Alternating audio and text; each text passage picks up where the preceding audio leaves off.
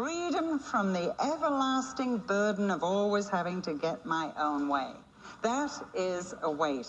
And when you're yoked to Christ, you give him your will, you give him your mind, you give him your heart, you give him your dreams, you give him your ambitions. If he says marry, you marry. If he says don't, you don't. If he says pick up and go to the far corners of the world, you pick up and go. If he says stay here, you stay there. If he says give your money to this, you give the money. You are not your own. And to come to Christ and to have him forgive you means that he puts his yoke on you. But oh, what a burden. How could we call it a burden? That is.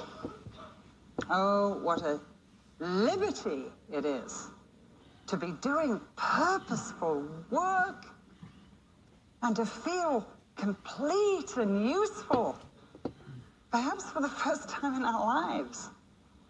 To even be able to help other people find Jesus Christ. Do you know what a gift that is? Money can't buy things like that. Money can't buy it. And so I ask you, why won't you come if you will not? Are you having too much fun? You feel he's a spoil sport?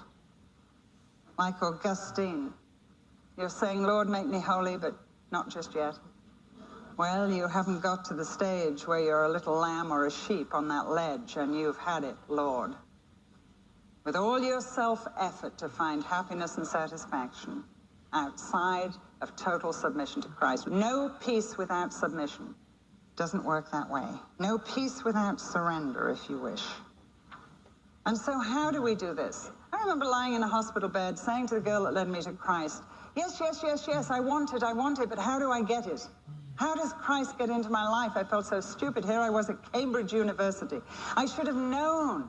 Shouldn't I have known how to come to Christ? Shouldn't I have known how to come to faith? Well, I didn't. Nobody had ever told me. And there was this missing piece of the puzzle. And I didn't know how. And I felt like such an idiot. I felt like such a naive person. And I said, help me. I was able to say to this woman, help me.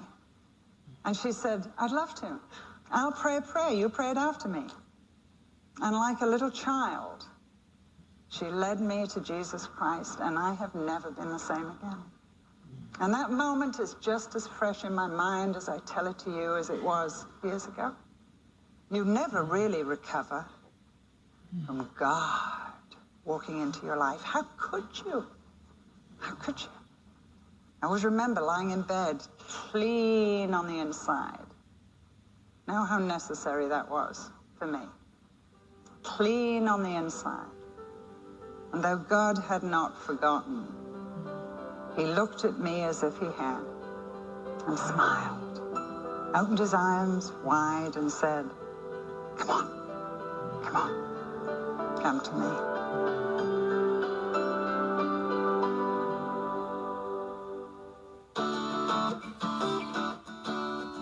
That's Jill Briscoe on today's Telling the Truth, and she'll be right back with more.